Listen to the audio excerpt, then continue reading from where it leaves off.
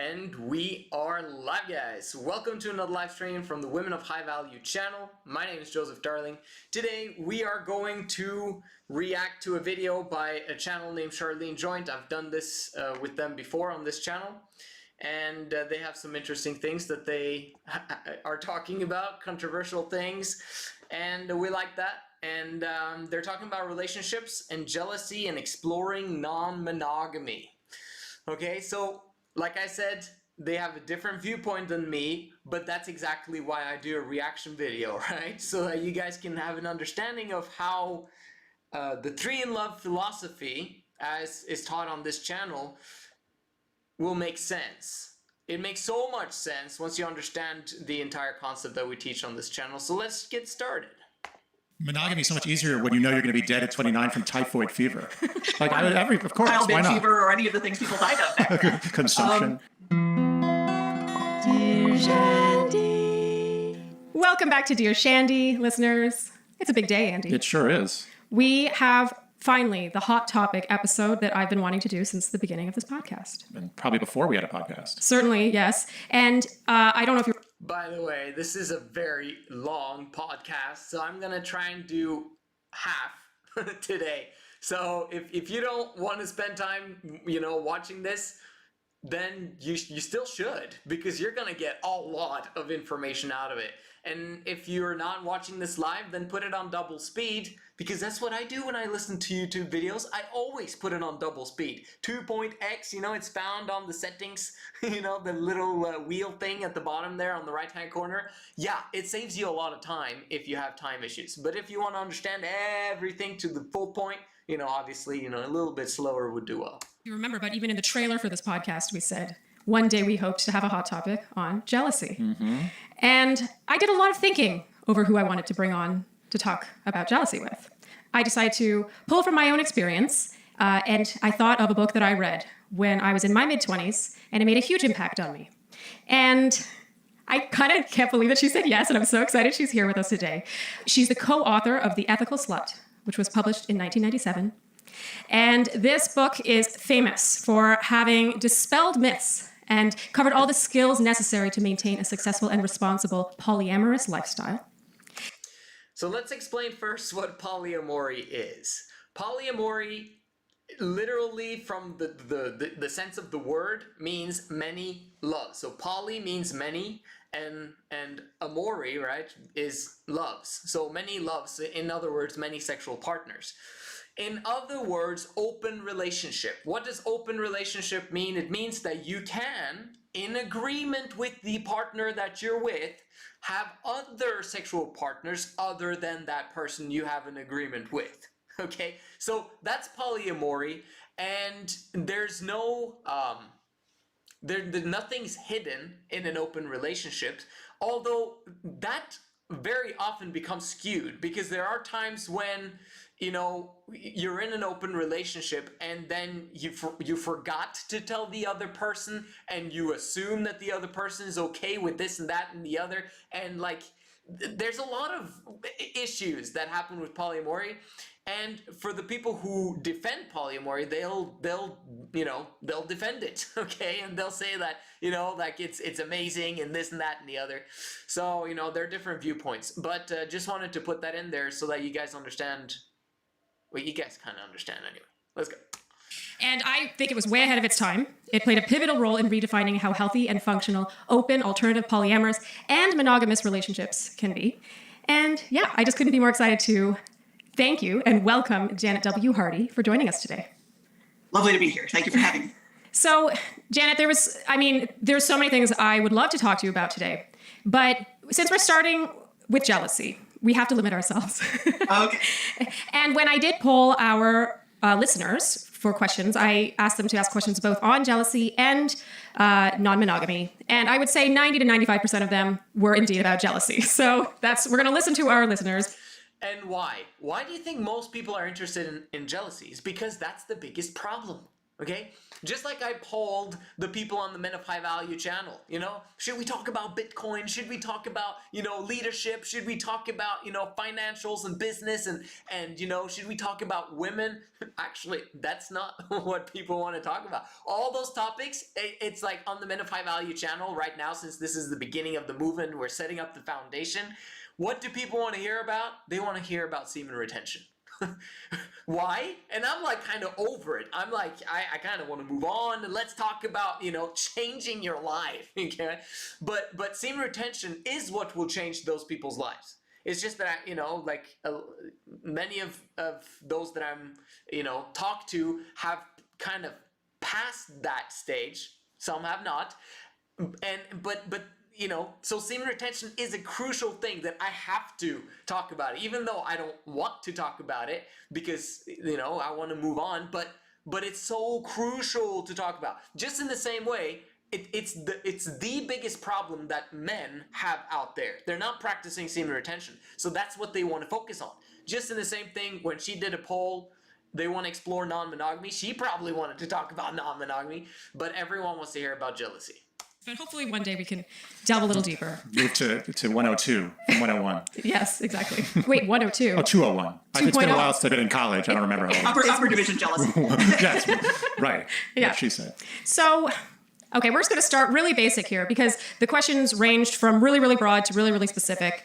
And so I figure I would just get it from you, someone who has been in monogamous, non-monogamous, all the kinds of relationships that one can be in, I feel like.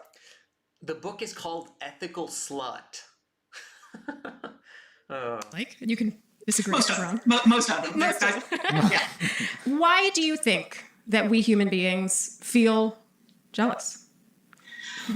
It's always kind of interesting to me to get asked about jealousy.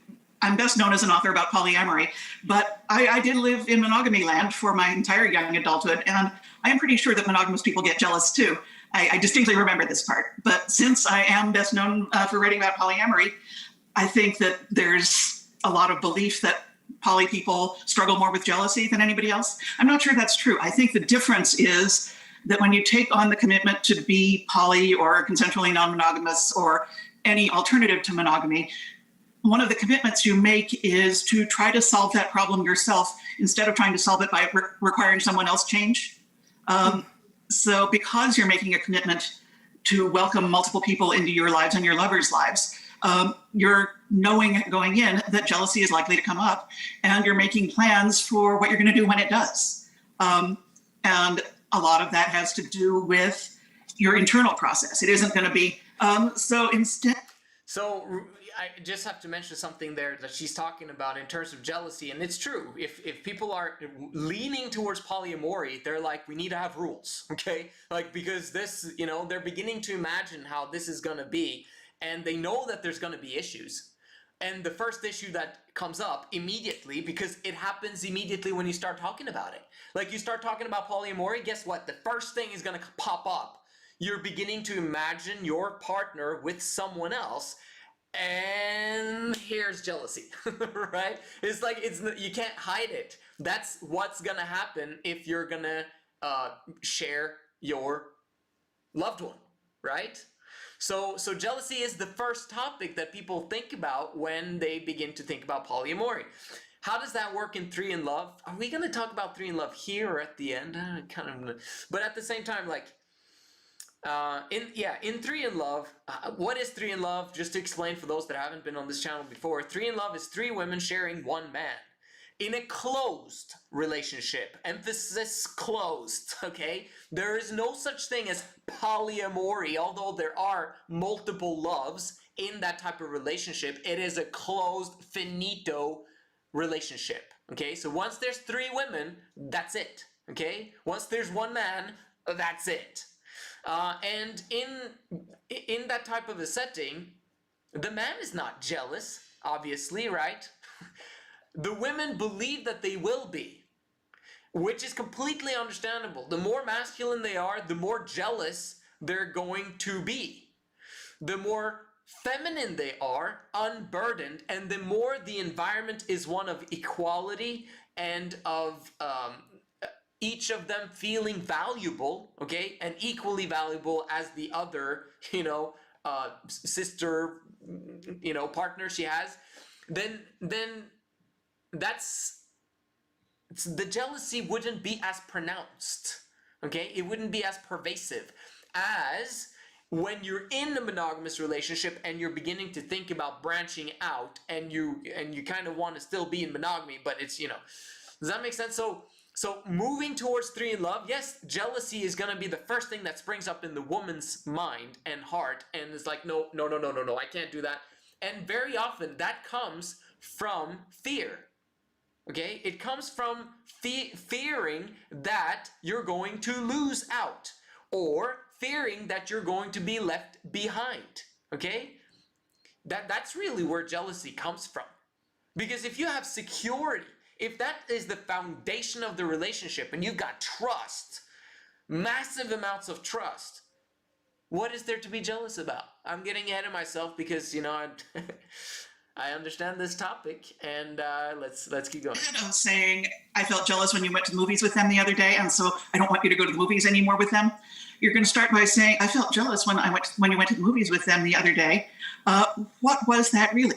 Was it that I wanted to see the movie myself? Was it that I resented losing your company for a couple of hours? Was it that I'm worried that they might be impinging on the things that I value about this relationship? No, she was left out. They're having fun. Okay, and I'm talking about she, it could be he, but they feel left out. Very often in a polyamorous relationship, it's very, I'm completely against polyamory, just so you know. But I just understand how the female psychology, and I understand what happens in those polyamorous relationships. But very often, when one of them is going on a date, okay, very often, the other person doesn't go on a date at the exact same time, right? So the one person goes on a date, and then the other person is left behind at home, very often with the kids, okay, if they have kids. If they don't have kids, then they're just left out, which is kind of a strange experience. I know that my lover is out there having fun with someone else, and I'm home wondering what they're doing and feeling left out, and all that stuff. It just makes plain sense, and that's why you feel jealous if you were in that circumstance. And also that's the biggest thing. I mean, can I say anything else about that specific movie example? Let's hear her talk. Jealousy is not monolithic. It's not just one thing. We give it a name as though it were one thing, but it's a whole bunch of different things, and you can't begin to solve it until you start to tease apart exactly what it is for you this time, because it's going to be different for different people, and it's going to be different for different situations. And until you unbraid that, you're not going to have much chance of dealing with it. So what I meant before was just like, if the other person had an exciting date, okay? In polyamory, I'm talking about polyamory that I'm completely against, and I'll explain why maybe during the video. You've got this one person going on an exciting date. If the other person is also going on an exciting date, no one is feeling left behind.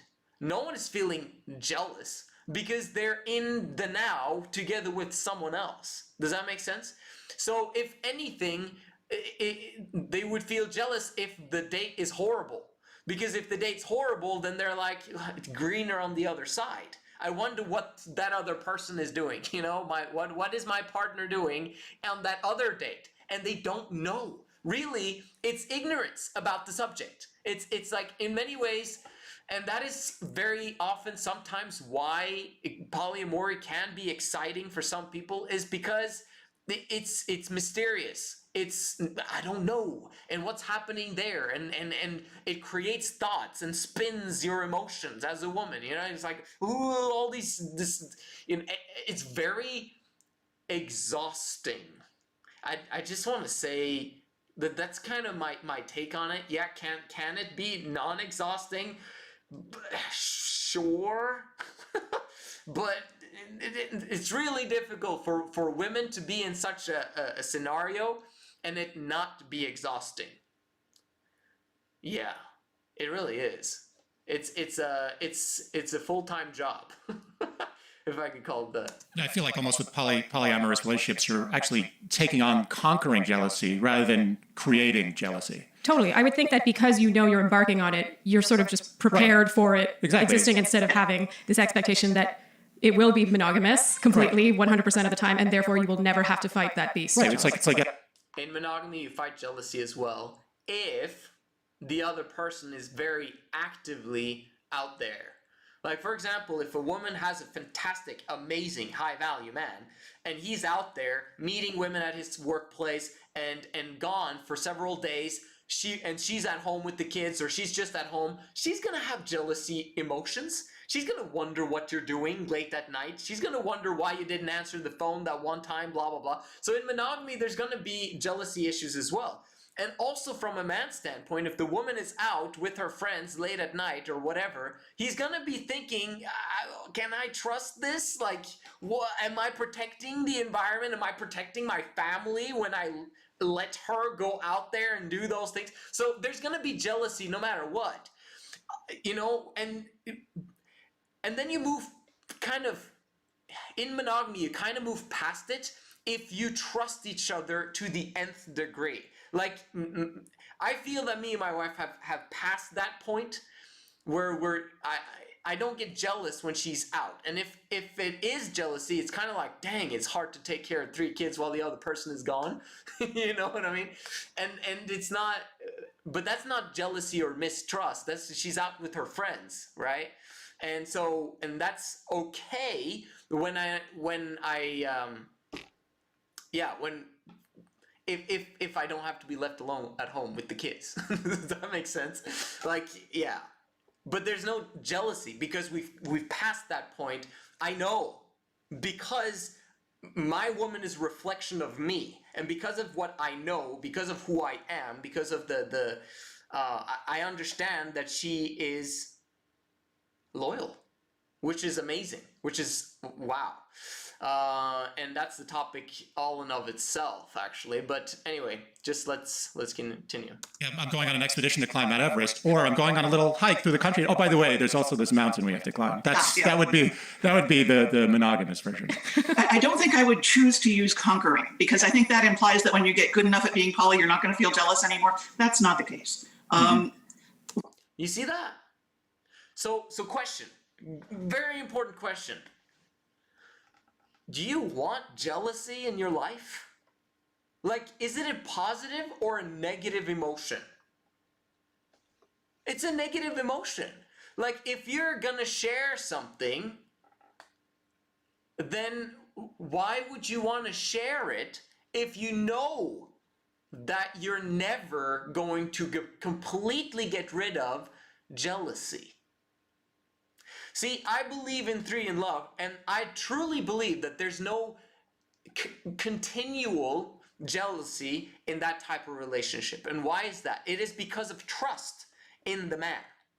Once security is firmly established, and the man is a man who when he says something, he does it. He's integral, and he's proven this over time, for a long period of time, until the point where it's cemented in their individual hearts. There is no jealousy anymore. And if there was jealousy, it'd be like, what is this? Do you understand what I mean? And then it would be like, something doesn't feel right, and I think I'm jealous. And then it would be like, what? Wow, okay, let's talk about it. You know what I mean? Because it's in my opinion, except for in the beginning stages during the dating process, the jealousy aspect is very difficult in 3 in love because of the transition phase, moving towards, you know, having women believing in monogamy all their lives, and then they hear that, wow, you can actually be in love for the rest of your life, and this is the only channel on planet Earth that teaches that. Yes, you can, but you got to understand how all of these systems work, okay? But what I'm saying is, like, in 3 in love, in the transition phase, there's going to be jealousy because you're not quite sure if you're going to get the man, right? So that's tricky. So we've got to have systems for that, and we're going to have that in place. But once the 3 are established, there's still going to be some, you know, what's it called? friction, okay, in the beginning, maybe, depending upon the women, of course, and their process that they've been through, their belief system in 3 in Love and all that stuff, and also mostly, okay, 95% of the entire aspect of this is the man's ability to treat the women equally, okay? Because if he's able to do that, if he doesn't play favorites and he, by choice, makes sure that he doesn't do that, then the women will feel safe. And they'll eventually, like the emotion of jealousy will just literally butterfly out of their lives. Which is amazing. You gotta understand that when in the sexual aspect, when a man is sleeping with one woman and they're actually going to, you know, at times, maybe even often, going to be in the same bedroom, in the same experience. Wouldn't a woman be jealous during that time? Not if she's one with the other 2 women who are her best friends. Like, why would you be jealous? It's kind of like having it's a horrible example, but you've got like this fantastic dish or whatever, and it's a dish that you pass around. And you know everyone's going to get equal amount. Everyone's going to get complete full satisfaction. Everyone's going to get everything that they need in order for them to be emotionally fulfilled. And that's because it has been established from the way that they live their lives on a daily basis. There's no issues in the bedroom if everything outside the bedroom has been taken care of. Does that make sense? So the jealousy aspect is non-existent in the functional 3 in Love family that have been together for a year or 2, for the rest of their lives. So is jealousy necessary for the rest of your life? No. In polyamory, yes. In monogamy, yes. Because you're both like, I want to see other people, you know, and you're kind of like both moving in opposite directions. Because the man needs it for his masculinity, and the woman is masculine, and that's why she needs it as well. Let me explain that real quick for those of you that haven't been on this channel for a while, or ever. Femininity and masculinity. Femininity actually is monogamous by nature, and this is why monogamy is taught in the Western world because of feminism, in many ways, okay? Because women have had control over a long period of time, the past couple of 100 years, okay, and influence men towards monogamy. Now, monogamy doesn't work. Let's just have that established. But monogamy in 3 in Love, for women, that works fantastically, perfectly, because that's according to a woman's design. Okay, so she is monogamous by nature if she is feminine. And what is feminine? Feminine means unburdened. Unburdened meaning no cares, no sorrows, no issues, no difficulties, no tons of responsibilities, all that stuff. There's no burden. You're free as a butterfly, and you can do whatever you want, whenever you want, because there's provision, there's protection, and you know that you're not going to be massively rejected. Okay? That's a carefree lifestyle, a feminine lifestyle, and this is what we want for all women everywhere. And kids. We want kids to have this type of unburdened lifestyle as well. That's femininity. That's monogamous. Okay? That kind of a mindset, which is good, right? Because you only want, like, we want women to only want one man. But in most cases, you'll find that women, and you know this since you're a woman, right? Most of you who are watching this video, hopefully, you know that you are monogamous by nature. Like, you want one man. Unless you're extremely masculine. The more masculine you are, the more you'll be drawn towards, like, but I can't live with the idea of only having sex with one person for the rest of my life. I get that, okay? But that's because you're masculine. If you're feminine and your man is your polar opposite, which is what you're attracted to, a massively masculine man who's high value, and you're obsessed with him like nobody's business, okay? It is amazing how one ballistic missile, you know, how a woman's brain is in terms of obsessing over that one guy. When you're in love, there is only one guy in your life. When you're not in love, you're rolling the dices and you're basically having fun and going out there and experiencing because it's new and it's exciting. It's kind of like buying something at the shop. You get this thrill once you buy it, okay? Maybe even put it on the credit card, right? And then you're kind of like, yeah, I mean, I'm not really interested in the item that I just purchased. And it goes inside your closet and you don't see it for like another 5 years. You know what I mean? Like, that's kind of, the more masculine a woman becomes, this is kind of the consumption the aspect. It becomes extremely shallow. Although that there's positive things to shallow and there's negative aspects to shallow. And that's a negative aspect of never, ever, ever getting depth, getting obsession, getting loyalty to one amazing high-value man who protects you and provides for you amazingly for the rest of your life. See the difference? So it's a huge thing. So that's feminine, okay? Masculinity, on the other hand, is multiple partners. The more masculine a man is, the more he desires multiple partners. And it's like, it's part of his nature. It's like he craves it, okay? And it has nothing to do with the woman not being enough, okay? A woman cannot ever be enough for everybody, okay? It's horrible. It's a horrible myth and a horrible mindset to have that one woman is supposed to fulfill all of the needs of a man who desires sex almost every single day, or all of the kids that they have, okay? Sometimes it's multiple kids. Eventually, that's what happens normally.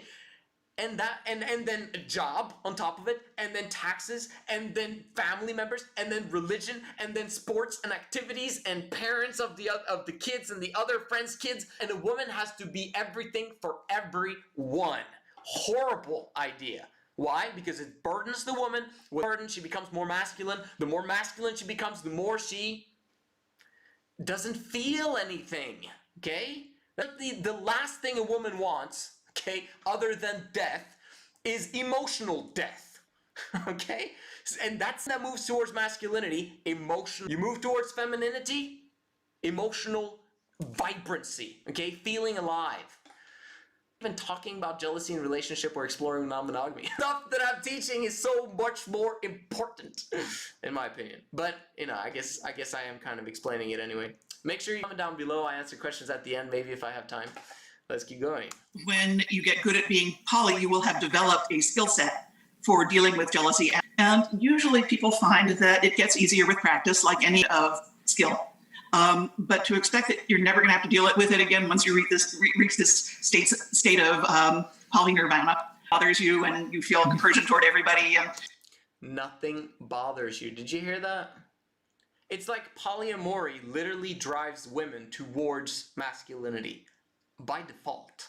Why? Because it's designed in such a way that she's not supposed to care. Women are designed by nature to care. And to care a lot, okay? And care about what? Really mostly about herself. Care about her own survival and care about her kids' success, etc., etc.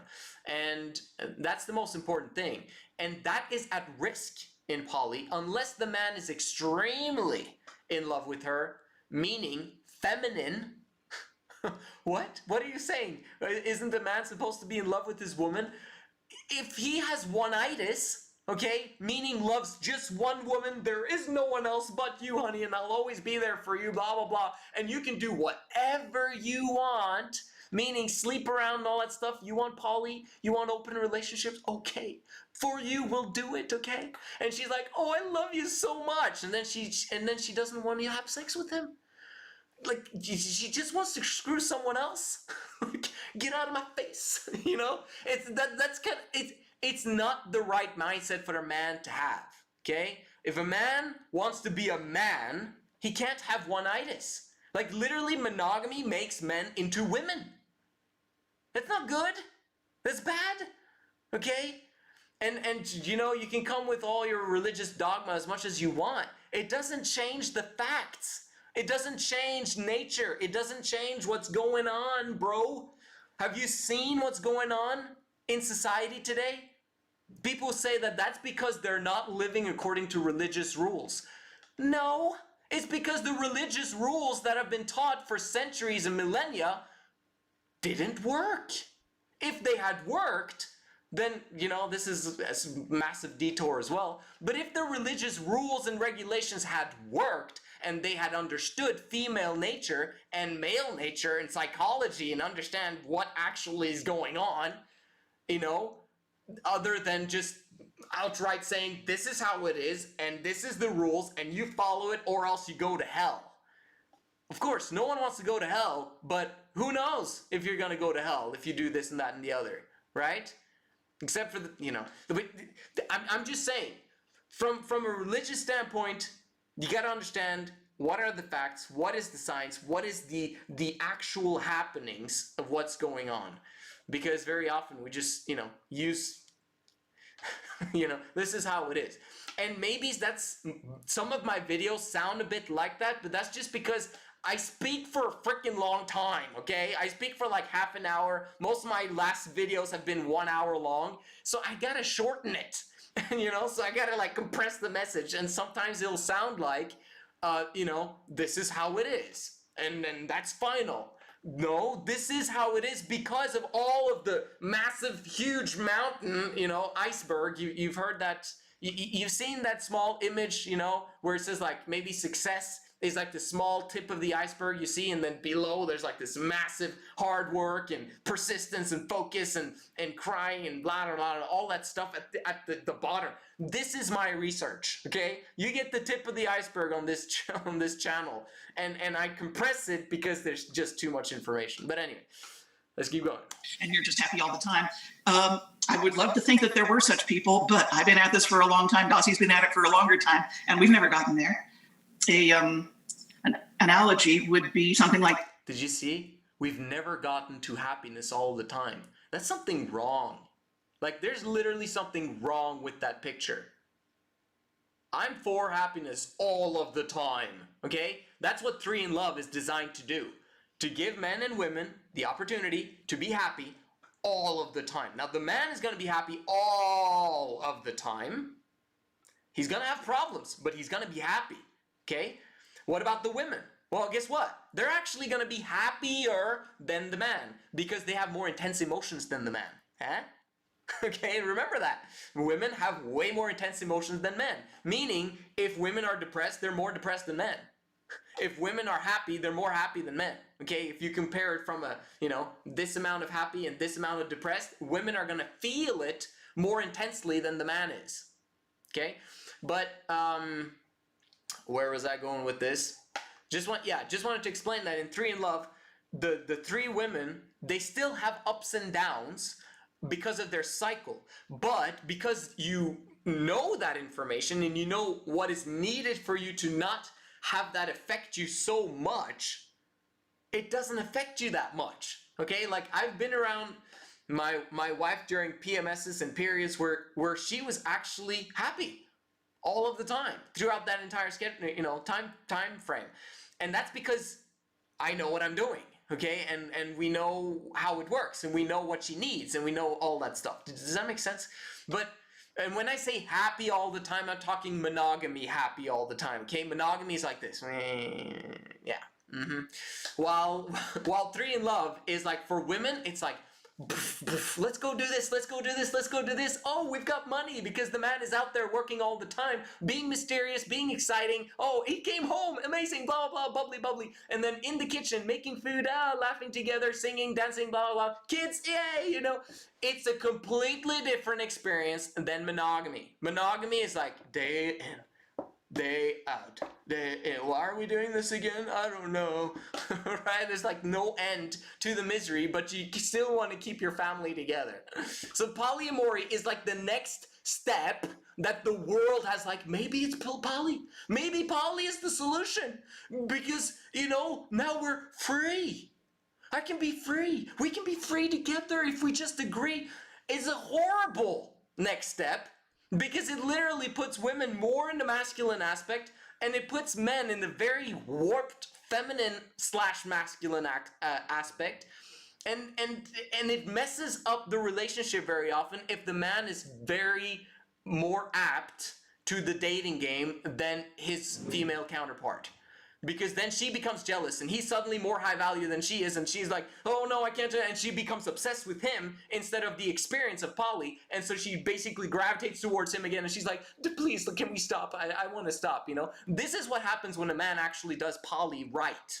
Okay, and what is right? Well, he's able to screw whoever he wants whenever he wants. If he didn't take her feelings into consideration, like, men would tear it up, okay, as poly engagements type thing, okay? But those guys who do poly, they're like obsessively one-itis focused on her having a good experience, and that's the most important thing.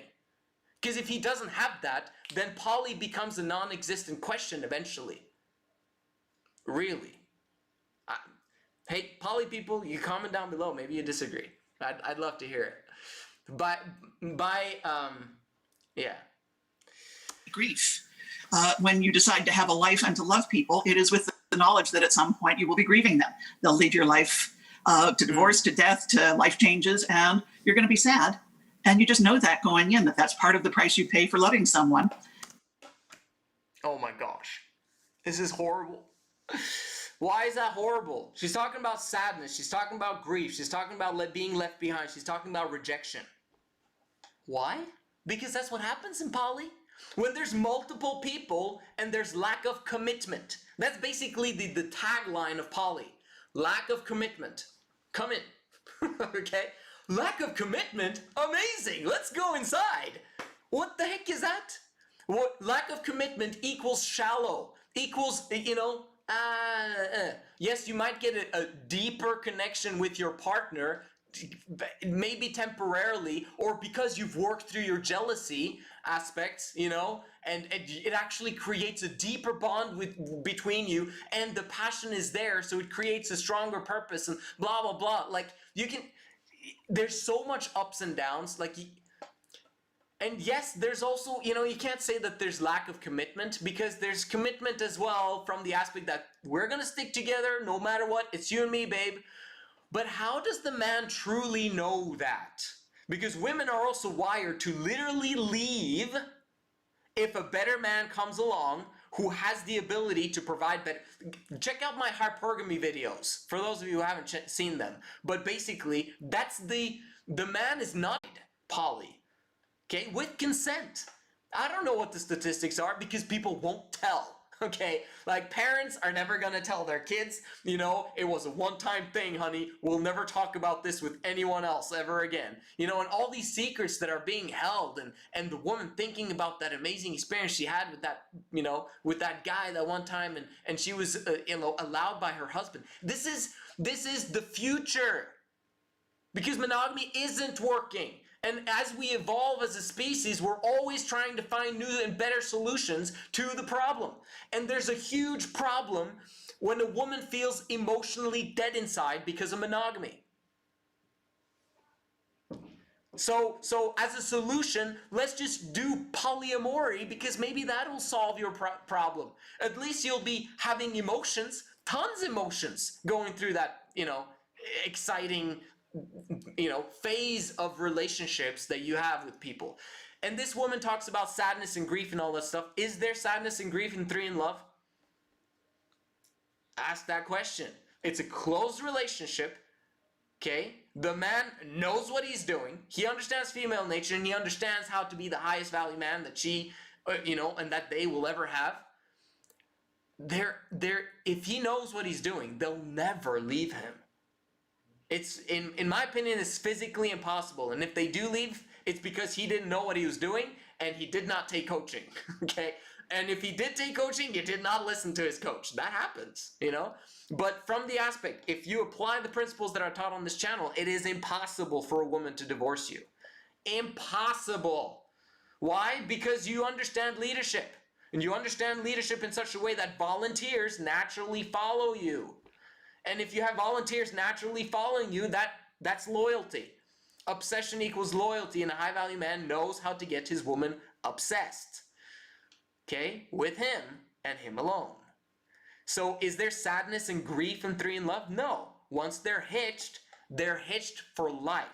and they found a man that never ever dispenses of women because he has a stamp of approval that he is legit, okay? And that he's actually gonna, do his part. It's funny, we've only listened to like 6 and 7 minutes. Anyway, it's funny.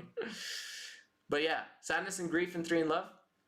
After the beginning aspects of jealousy, and there's no, of course there's sadness because you're like, it doesn't feel right to know, and that's basically her healing and going through the process, and then she eventually finds out that actually, mine truly do want what's best for me, and he does put in massive amount of effort to make sure that everyone feels equal and loved and accepted and everyone, etc., etc., etc., and then they feel fantastic. Is feeling sad some of the time. And it's kind of the same with jealousy. If you love someone, you value their place in your life, sometimes you're going to feel nervous about losing that. And you're going to feel that you're going to call that jealousy. I explained it. I explained it 10 minutes ago. Fear of loss. Being left out. That's it. So you just, as part of what you sign on for when you agree to love people.